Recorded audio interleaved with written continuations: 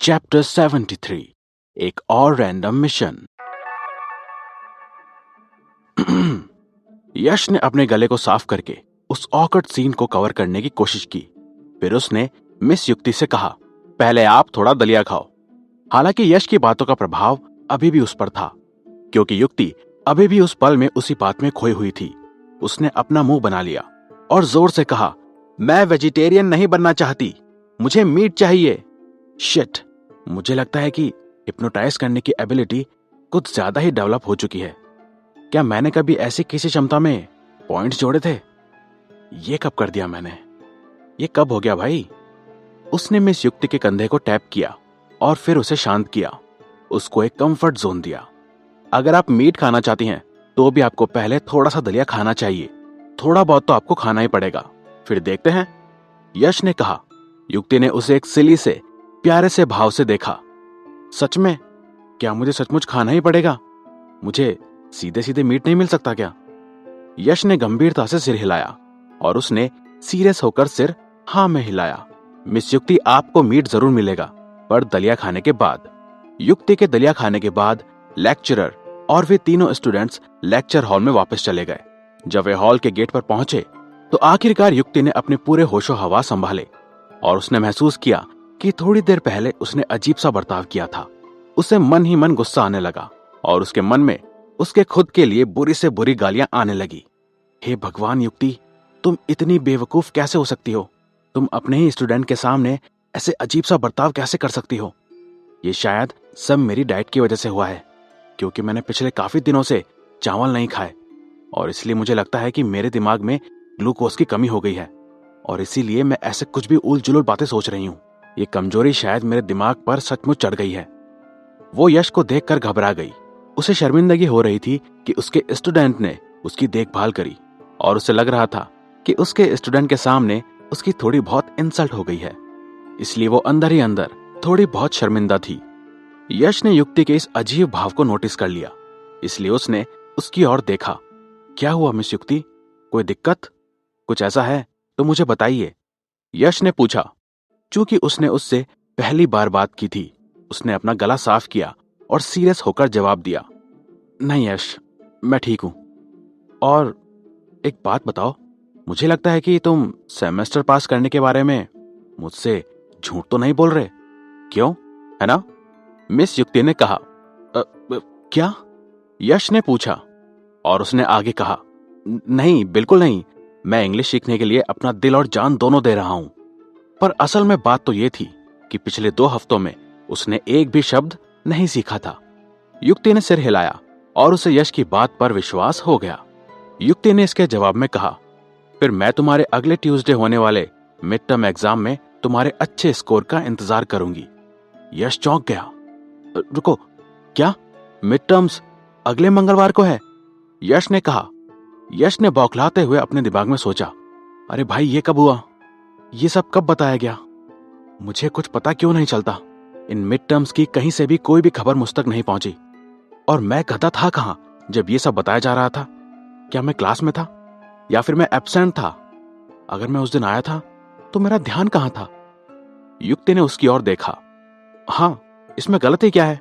तुम इतने सरप्राइज क्यों लग रहे हो? कोई दिक्कत है क्या? क्या तुम्हें इस बारे में पता नहीं था?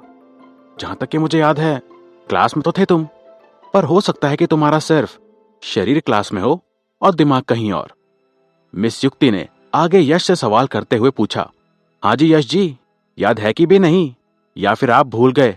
कुछ पता रहता भी है या नहीं? उसने बौखलाकर अपना सिर हिलाया। श्रेया ने उसके कान में फुसफुसाते हुए कहा, अरे मिस युक्ति ने पिछली क्लास में मिड टर्म्स के बारे में हम सबको इन्फॉर्म किया था, भूल गए क्या तुम? अरे बुद्धू, बोलो, उनको जवाब तो दो। वो उस समय अवाक था, मतलब कि उसके पास बोलने के लिए कुछ भी नहीं था। वो बिल्कुल चुप हो गया था। उसे समझ नहीं आ रहा था कि उसे क्या बोलना है। उसके पास बोलने के लिए शब्दों की कमी हो गई थी। धत तेरी की, बहुत बढ़िया। मुझे कक्षा में ध्यान न देने के लिए खुद को थैंक यू बोलना होगा। और ध्यान मत दो, और इधर उधर झांको मत दो, पढ़ाई पर ध्यान। पता चल गया ना? बहुत ही बढ़िया यश, बहुत ही बढ़िया। महाशय, अब तो आप फंस चुके हैं। बहुत ही बढ़िया भाई साहब, आप तो तरक्की कर रहे हो। यश ने अपने दिमाग में सरकास्टिक होते हुए अपने आप से कहा। युक्ति हंसी के भाव से उसकी ओर देखती रही और फिर उसने कहा, तो चलो यश, अपने मिड टर्म्स में अपना बेस्ट परफॉर्मेंस देना, बाकी तुम्हारे स्कोर पर तो मेरी नजर है ही। उसी मिनट में यश के मन में मिस्टर चेतन भगत द्वारा लिखी गई वन अरेंज मर्डर का ख्याल आया। उससे इंस्पायर होकर मर्डर और बदले के प्लान के ख्याल आने लगे। अगले ही पल उसके दिमाग में एक बीप की आवाज आई। नया रैंडम मिशन, अगले मंगलवार को मिड टर्म एग्जाम में कम से कम 59 मार्क्स स्कोर करने ही करने हैं। क्या भाई, 59 मार्क्स और मिड टर्म एग्जाम्स में? यश ने खुद से कहा, यह कोई मजाक थोड़ी है, कोई हंसने वाली बात थोड़ी है। यश ने खुद से कहा, यह सिस्टम जानता है कि मेरी इंग्लिश कितनी खराब है, फिर भी ये मुझे इंग्लिश में एक मिशन देता है। यह भी कोई बात हुई भला? ये कहां से फेयर हुआ?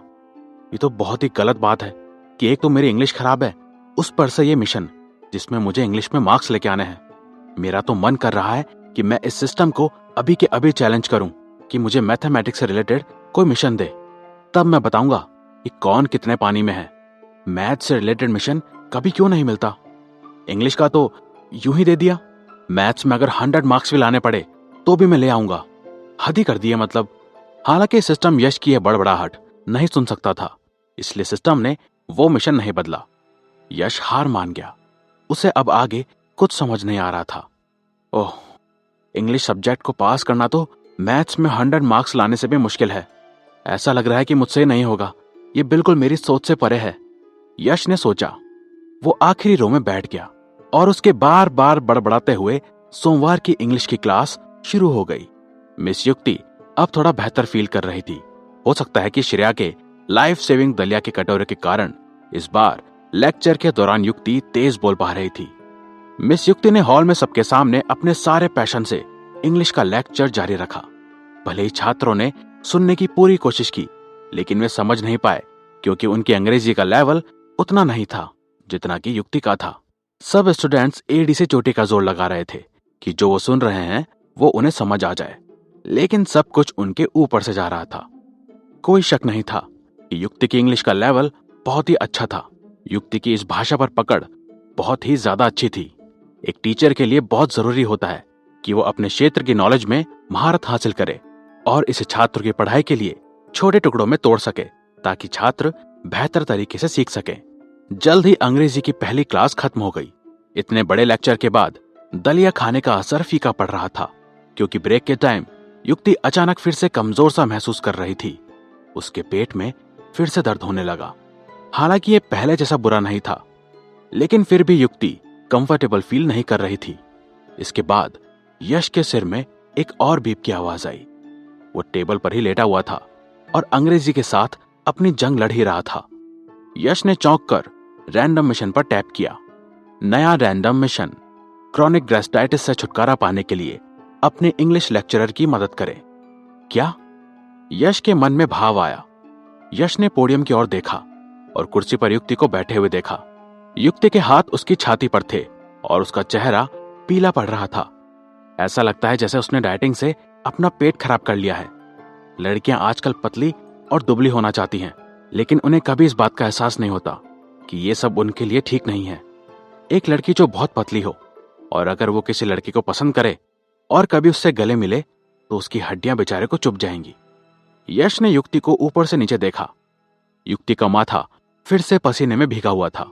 हालांकि यश खुश नहीं था कि उसे इंग्लिश का लेक्चर लेना पड़ा, पर वो युक्ति को ऐसे परेशान होते हुए नहीं देख सकता था। मैं युक्ति को ठीक करूंगा। मैं एक दयालु आदमी हूं। मैं एक अच्छा इंसान हूं। मैं मिशन के कारण ऐसा नहीं कर रहा हूं। मैं ये सचमुच अपनी अच्छाई की वजह से कर रहा हूं। ऐसा नहीं है कि मुझे मिशन मिला हुआ है तो मुझे ये करना पड़ रहा है, पर मैं इस सिचुएशन में उसकी मदद करना चाहता हूं। यश ने अपने दिमाग में खुद को दिलासा देते हुए कहा। समझाया, युक्ति को ठीक करना यश के बाएं हाथ का खेल था।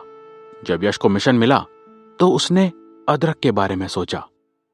ये वही अदरक है जिसमें यश ने पॉइंट ऐड किया था, जो सुबह से मरने का नाटक कर रहा था और तब से एक भी शब्द नहीं कहा और न ही सुबह यश को ग्रीट किया। यश ने सोचा कि अब जिंजर को लेके आने का बिल्कुल सही समय है। इसी बात को ध्यान में रखते हुए यश ने अपना फोन निकाला। उसने अपने फोन पर टैप किया और जूही को एक मैसेज भेजा। जूही, उस जिंजर सैंडी से पूछो कि क्रॉनिक गैस्ट्राइटिस को ठीक करने के लिए कितनी जड़ों की जरूरत होगी। मुझे इस बारे में जानकारी चाहिए। 2 सेकंड बाद जूही ने जवाब दिया, सैंडी ने कहा है कि 3 सेंटीमीटर काफी है। यश ने कहा, इसे मेरे लिए काटो और गर्म पानी में भिगोकर रख दो, वहां मेरी टेबल पर। मुझे इससे काम है और जल्दी करो। ठीक है, जैसा आप कहें।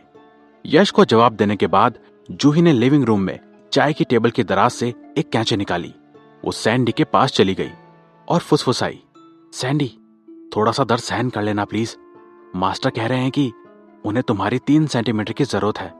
मैं जानती हूं कि तुम्हें दर्द होगा, लेकिन थोड़ा सा सहन करना पड़ेगा। मैं उम्मीद करती हूं कि तुम मेरी बात समझ गए होंगे। मैं भी मजबूर हूं। सैंडी ने अपनी आंखें धीरे से खोली और उसकी तरफ देखा। तभी जूही ने नोटिस किया कि सैंडी बहुत ही कूल पर थोड़ा घमंडी है। उसने कहा, हाँ बस थोड़ा आराम आराम से। मुझे काफी दर्द होता है जब मेरे अंगों को काट लिया जाता है। ऐसे कोई दिक्कत नहीं है, पर थोड़ा धीरे धीरे करना। जूही पहले तो चौंक गई और फिर तेजी से उसकी हंसी छूट गई। अदरक को इस तरह घबराते हुए उसकी घमंड वाली पर्सनैलिटी चकनाचूर हो गई थी। सैंडी, तुम्हारी ये कूल पर्सनैलिटी कहाँ गायब हो गई? मुझे तो तुम घमंडी लगते थे, पर थोड़े कूल भी लगते थे, लेकिन तुम तो एकदम ही उल्टे निकले, बिल्कुल फट्टू। जूही ने कहा। सैंडी ने बिना कुछ कहे उसकी तरफ देखा। जूही काफी होशियार थी कि उसने बातचीत जारी नहीं रखी, क्योंकि यश को उसका इंतजार था। उसने कैंची उठाई और सैंडी के सिर पर 3 जड़ें गिनी। थोड़ी ही देर में सैंडी की 3 जड़ें काट ली गई। उसके बाद जूही ने तुरंत वो जड़ें गर्म पानी में डाल दी। जब जड़ें गर्म पानी को छू रही थी तो वो धीरे धीरे उसमें घुलती जा रही थी और पलक झपकते ही पानी में गायब हो गई। ट्रांसपेरेंट सा पानी थोड़ा सा पीला हो गया था। जूही ने अदरक का पानी टेबल पर रख दिया था और अब वो बस यश का इंतजार कर रही थी। दूसरी ओर सैंडी जूही को ये काम करते हुए इधर उधर देख रहा था। उसका झुर्रियों वाला चेहरा दर्द से टूट गया था और उसने धीरे से बोला, वास्तव में मुझे बहुत दर्द हो रहा है। बहुत ही दुखता है जब कोई मेरे अंगों को काट कर ले जाता है। आह।